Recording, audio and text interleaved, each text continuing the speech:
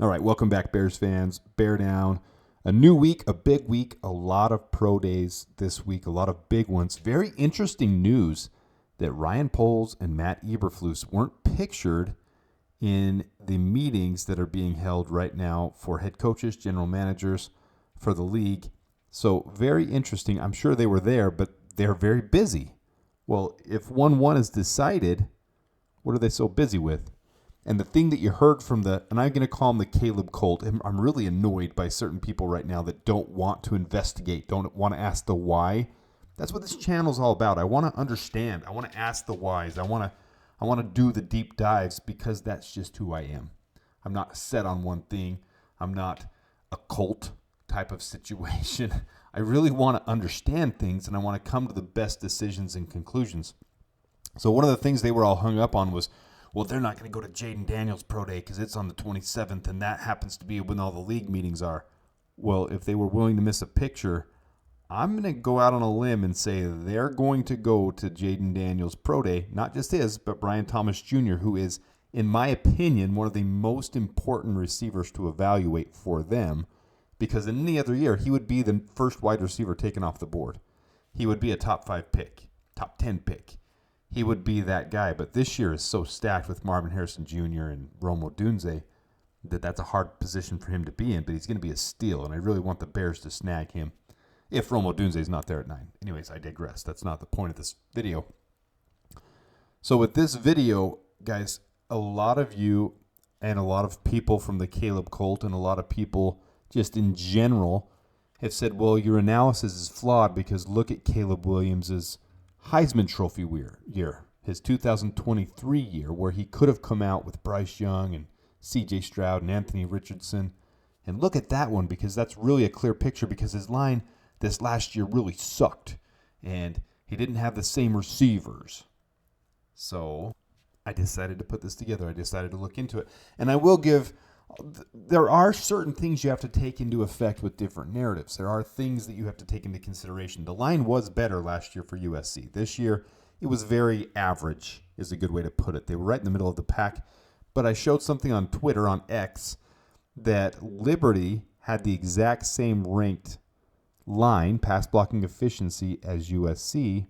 And there's a quarterback over there at Liberty named Caden Salter, who played extremely eerie to Caleb Williams this last year. Eerie. Every single aspect of his game. Now, he's not being hyped up. He's he came from Liberty, so what do you expect? But he's not being hyped up the same way. But he's the one who took undefeated Liberty into the Fiesta Bowl and ended up losing to Oregon. And anyways, he's a very solid comp to Caleb Williams. Now, is he going to be hyped up next year as the next Caleb Williams? I don't think so. That's just not how it works. And it's a politics thing, and it's a hype thing, and Caleb Williams is Hollywood, and he's going to bring a new dynamic to the NIL aspect of the NFL, and he's going to bring this marketability to him that's going to make him the next LeBron James. Anyways, with all of that being said, I took that comp, and it wasn't well received on Twitter because it doesn't fit the narrative of what people are trying to say. So then the next thing people were saying was, well, do this little experiment you did with the 2024 class. Do it with 2023 because Caleb could have come out last year. So I did. So here it is.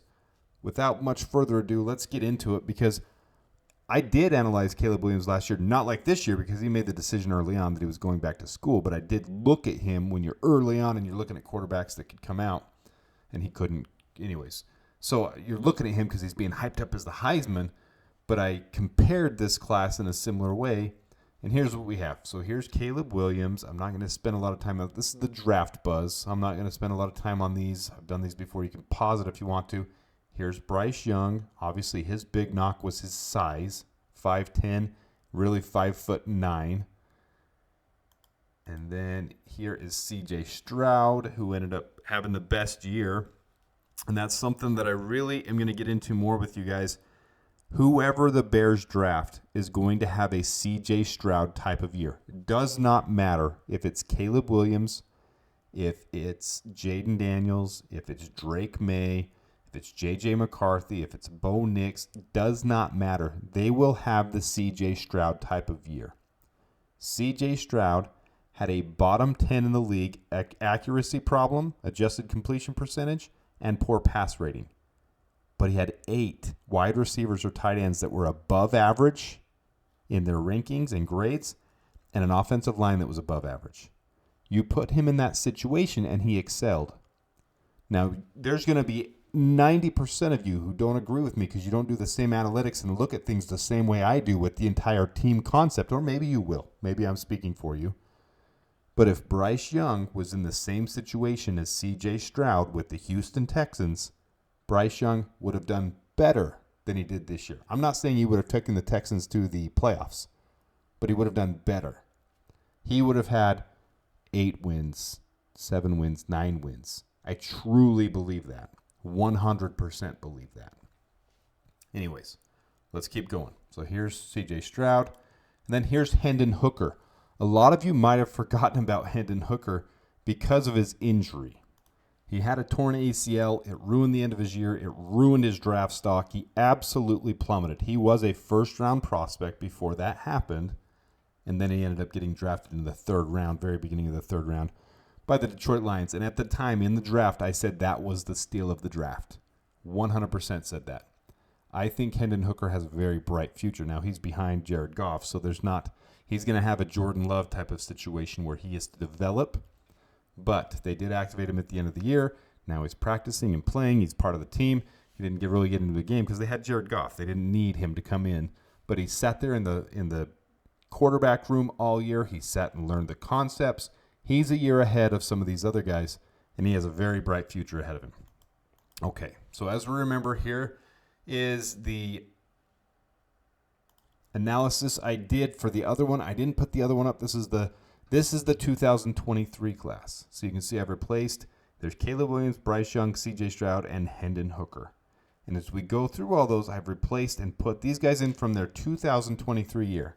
So release speed, number 1 was Hendon Hooker, 2 C.J. Stroud, 3 Bryce Young, 4 Caleb Williams.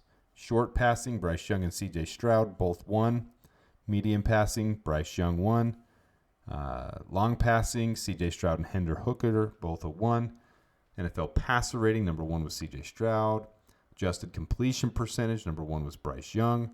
So some of these things you can see Caleb Williams did have a better year last year with a better line. So it is important to take all things into context. His turnover-worthy plays were down, but his time to throw was still the worst.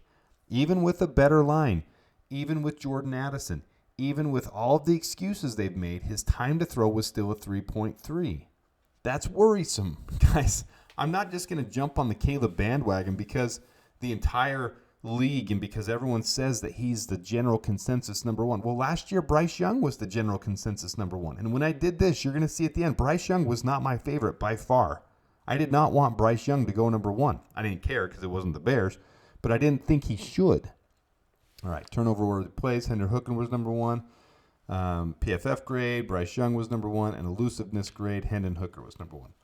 Overall, Hendon Hooker had the best grading on this type of scale. Bryce Young, number 2. C.J. Stroud, number 3. I don't know why I had C.J. Stroud 3. That was a goof up. And Caleb Williams, number 4.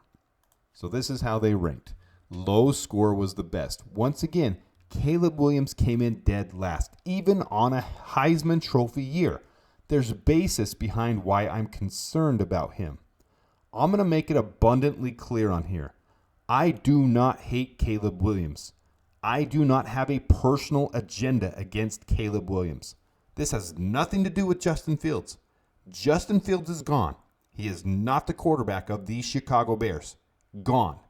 Now it's about finding who the best fit is for the Bears. Turning that page, finding a generational quarterback, finding a quarterback that can be a franchise quarterback that can lead this year for a decade. I personally don't think it's Caleb Williams. I'm getting crucified over that. That's fine. This is about my opinion on this channel. You guys do not have to agree with me.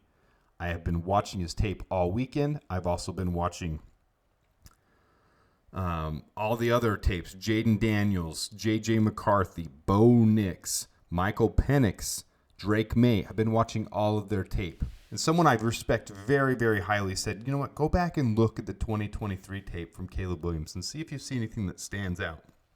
And I'm going to say, if you watch his highlight reels, he absolutely is fun to watch. But that was the same with Justin Fields. I felt the exact same way, and that's what enamored me with him.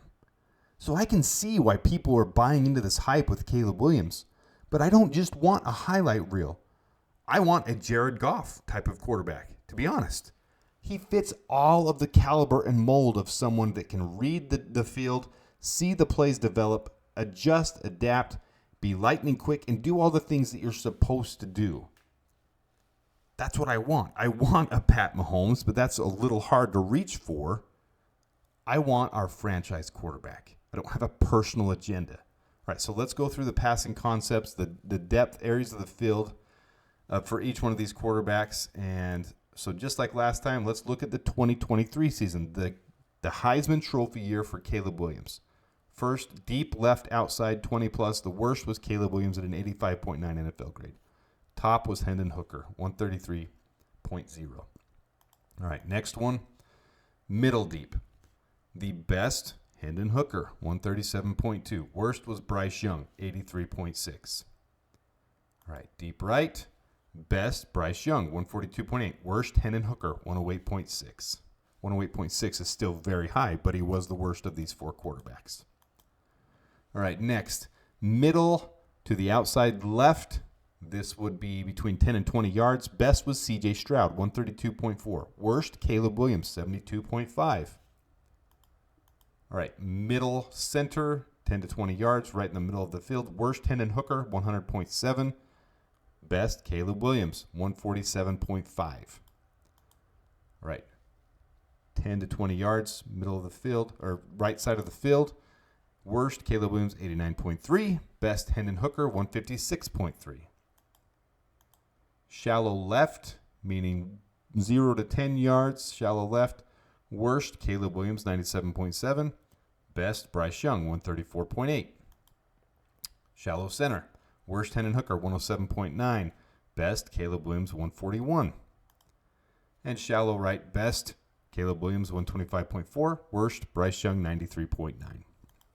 I am kind of cruising through this. If you guys want to stop and look at it, you're more than welcome to.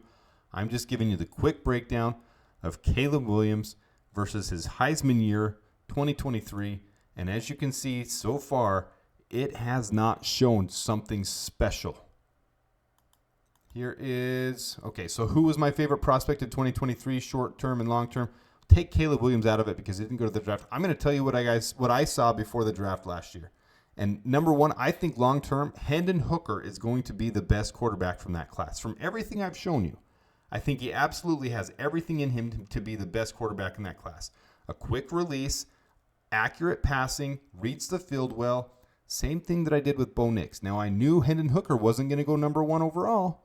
I knew he was going in the second or third round because of his injury, but I think he has the best potential long term. And yeah, that sucks for us Bears fans because he's on the Lions, but I really do think he has the best future of these quarterbacks in that draft class. Here's how I rated them all out. I had number one Hendon Hooker, and yes, you see Anthony Richardson's in there. I didn't even consider him a number one overall pick. He really jumped up there because of his freak athleticism, but I did like that. I was really low on Bryce Young. So, yeah, I went against the grain with that one, too. The same as the whole Caleb Williams thing this year. I went against it. I just didn't see in Bryce Young something that translates to the NFL. So I had 1 Hendon Hooker, 2 C.J. Stroud, 3 Anthony Richardson, and 4 Bryce Young. So there you have it. I did it. I analyzed from a statistical standpoint, from how their season went, from stinking stats on the paper to comparing each other to each other. I'll leave that up there so you can see it. This is how they did in the 2023 year. Caleb Williams had a better season last year, but still obvious flaws and weaknesses in his game. I absolutely think he has a top 10 caliber type of arm day one in the NFL. But if he doesn't see the field the way that an NFL quarterback should see the field, if he's looking off his first read and then he can't read a second or third read, so he has to scramble until he finds someone, and he can do that in college, but when you have those defensive ends in the NFL and you can't evade it and be Houdini like Justin Fields in the NFL, When that can't happen, it's going to translate to issues and problems. So I am very concerned about Caleb Williams being the quarterback of the Chicago Bears. 100%. It's a concern.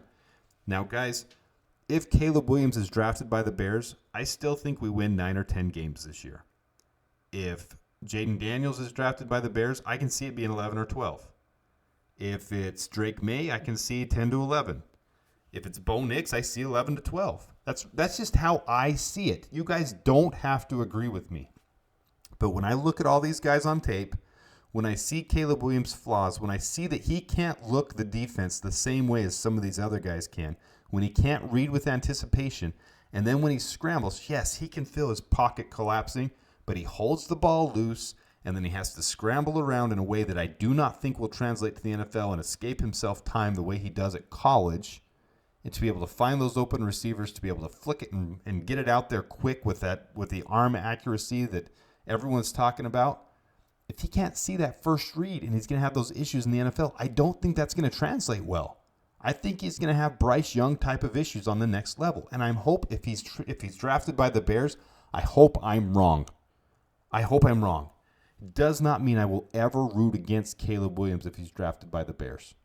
I will not do that. That's not who I am. I'm going to pull for him.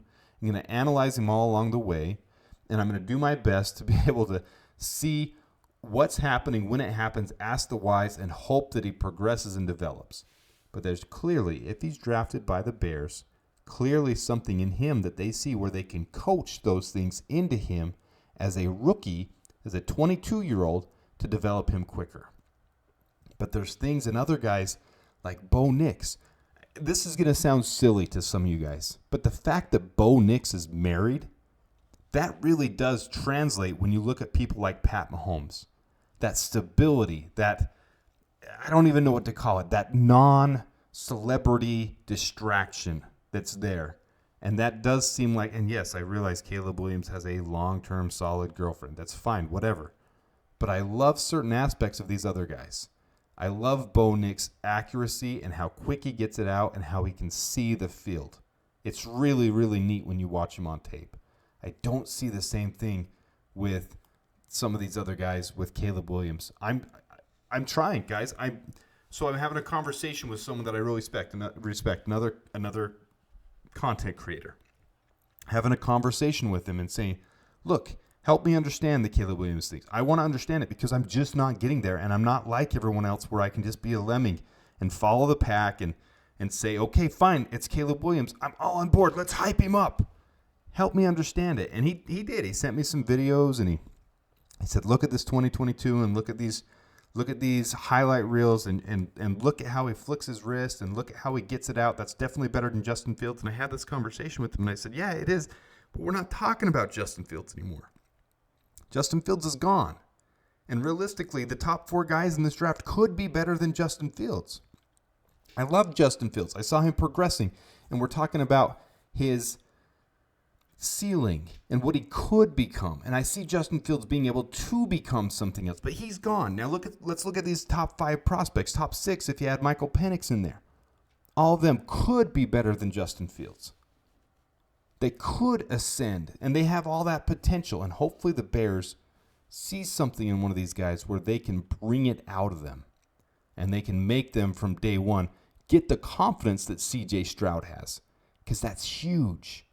When these rookies come in, if they get a team like Justin Fields had in 2021, it can absolutely destroy them and make that uphill battle difficult.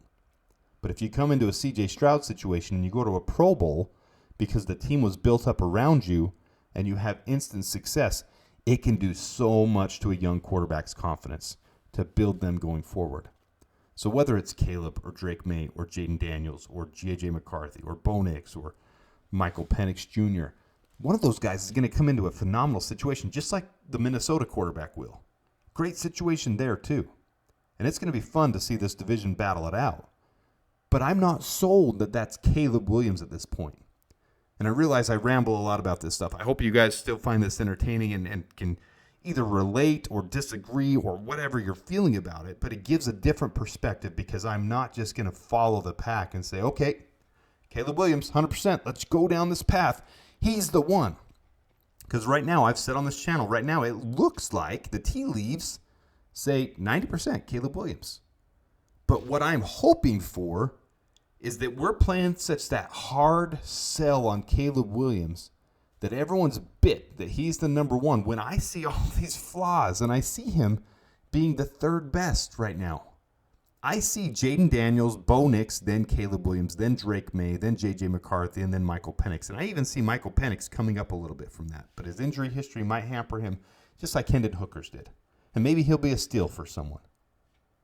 But if that's the way I see it, and this hard sale is on Caleb Williams, that he is the hands down, bar none, he is the number one guy in this draft, and I don't see that. I really hope that hard sell is on and that 10% is right. Because right now, I'm going to be rooting that we trade that number one overall pick down to 2 and we get a haul for it.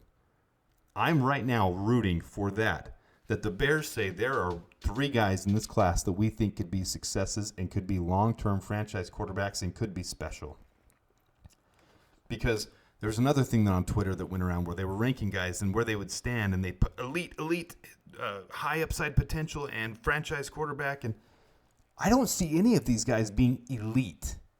I've told you guys in 2026 I see elite. In this class, I see high upside quarterbacks and long-term starting quarterbacks, but I don't see elite. And one of them will at some point separate themselves because there's some high upside. There's 6 quality quarterbacks in this draft that really could have good NFL careers. And that's where I just have to trust Ryan Poles that he can sort that out and he can figure it out. And the reason they're at these team meetings and they aren't in the team pictures or in the head coach and the GM pictures, it's because they're freaking racking their brain. This isn't decided yet. It's not done. They're working angles. They're working approaches and doing analysis and breaking quarterbacks down, breaking down receivers and defensive ends and linemen and going through every aspect of this thing. And I love that they're doing that. And I don't know why they missed the pictures. I don't know the real reason, but this is my speculation. This is such an important time to get this right. I really, really, really want them to get this right, just like every Bears fan does. And this is turning into my rambling minute, but guys, stay with me here because if it is that 10%, that this could be leveraged so hard that hype is on Caleb Williams that in the last minute on draft day, the day before the draft, whenever, after all these teams have met, after the Commanders have met with Caleb Williams, and they absolutely freaking love him. But the Bears love 2 or 3 guys and say Jaden Daniels is just as impressive to us as Caleb Williams. And the Commanders reach out and say, here's our first. Here's a swap. We'll give you 1 for 2. We're going to give you 36. We're going to give you 76. We're going to give you a first, second, third, and our comp third, number 100, and next year's first. 5 picks to move up 1 spot. I get it. That's asinine. That is a haul. That is absolutely a haul. I'm hoping that long game is being played for right now because that's really, really what I want. I don't see Caleb Williams being super special. I see him being Bryce Young from last year for me. Now, I think Bryce Young can have a fine career. I really do. If they improve that line, if they improve the weapons that he has, which it looks like they're clearly already working on, he can have a better career. I see Bryce Young being okay. He can be fine. I also see that in Caleb Williams. I see with the right situation, he would start off with a C.J. Stroud type situation, but he's not super special. And I don't see C.J. Stroud being super special either, guys. You might disagree or differ with me on that one, but when your poor pass rating is that low, or that high, I mean, and your adjusted completion percentage, your accuracy ratings are all off, but you've thrown so many Hail Marys because you have 8 above average wide receivers and tight ends, anyone could be successful in that system. Caleb Williams would be just fine coming to the Bears. We'll probably go to the playoffs, and that's fine, but I don't want just fine. I want special. I want a franchise quarterback we can have for a decade. I want someone to come in and wear number 12 and beat the Packers twice a year for the next decade, shove it down their throats, and make them experience that type of pain. I want that to happen. I want it for the Bears. I want that for our quarterback. So hopefully you guys have enjoyed. I guess if nothing else, my little rant, but comparing Caleb Williams versus 2023 with his year, with the guys that came out in that class, and it wasn't much of a different result. I'm not going to sugarcoat it. It is what it is, but it might be where we're headed. Let me know your guys' thoughts in the comment. Hope you guys start off with a great week. Hope everything goes well for you. And until next time, continue to bear down.